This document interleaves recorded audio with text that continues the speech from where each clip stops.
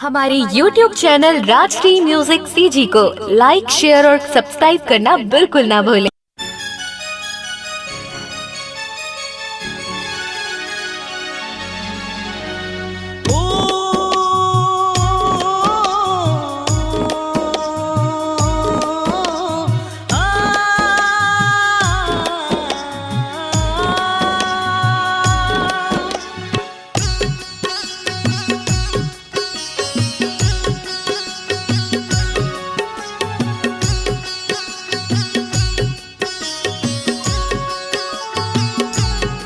तोला प्यार करना मुझसे गुनाह हो गे है, तोर बिन जीना अब सजा हो गे है।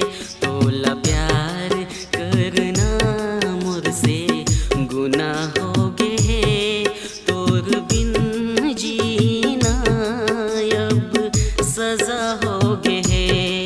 अब कैसे बताऊं मोर दिल के हालात ला,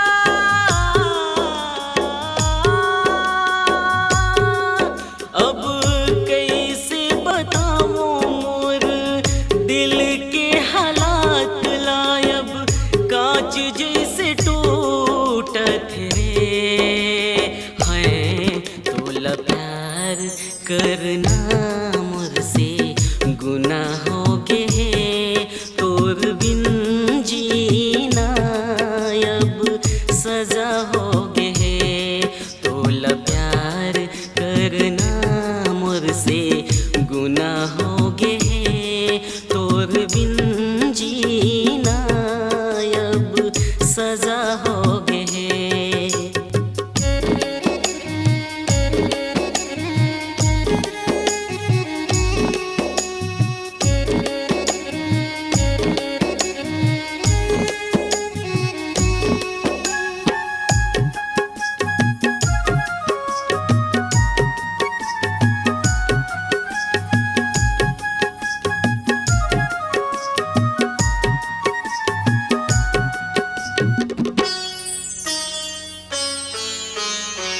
मर जाहि कही के मोर जिंदगी ले जाए, खून के आंसू तेहा मोला रुआए।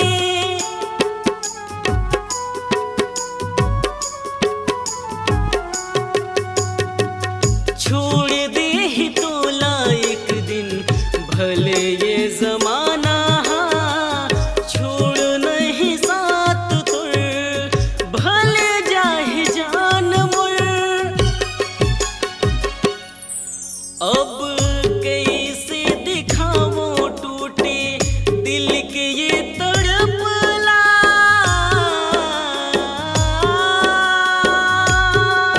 अब कैसे दिखाऊं टूटे दिल के ये तड़पला।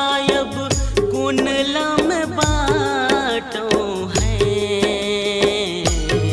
तोला प्यार करना मुझसे गुनाह हो गे है, तोर बिन जीना अब सजा हो गे है। तोला प्यार करना मुझसे गुनाह हो गे है, तोर बिन जीना अब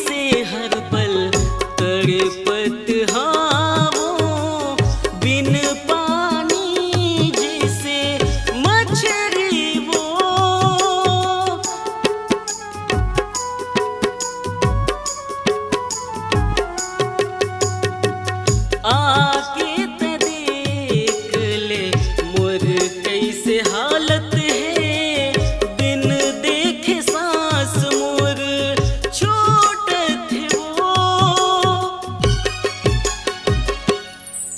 अब कैसे दिखाऊं टूटे फाटल करे जाला,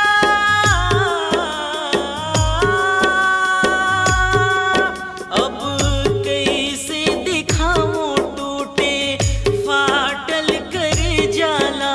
अब कौन है सीधे ही ना है, तोला प्यार करना मुझसे गुनाह हो गए, तोर बिन जीना अब सजा हो गए। तोला प्यार करना मुझसे गुनाह हो गए, तोर बिन जीना अब सजा हो गए। अब कैसे बताऊं मोर दिल के हालात ला, अब कैसे बताऊं मोर दिल के हालात ला। अब कांच जैसे टूटत रे है, तोला प्यार करना मुझसे गुनाह हो गए, तोर बिन जीना अब सजा हो गए। तोला प्यार करना मुझसे गुनाह हो गए, तोर बिन जीना अब सजा हो गए। तोर बिन जीना अब सजा हो गए, तोर बिन जीना अब सजा हो गए। अपने दिल की आवाज सुनने वाले, अपने आवाज से पहचान बनाने की ललक और अपना टैलेंट लोगों तक पहुंचाने के लिए आए राजश्री म्यूजिक स्टूडियो, जहां गाने और वीडियो की बेहतरीन रिकॉर्डिंग की जाती है। Rajshri music audio video recording studio, Birgaon, Raipur, Chhattisgarh. अधिक जानकारी के लिए कॉल करें 8085048130 और 7999776763 पर।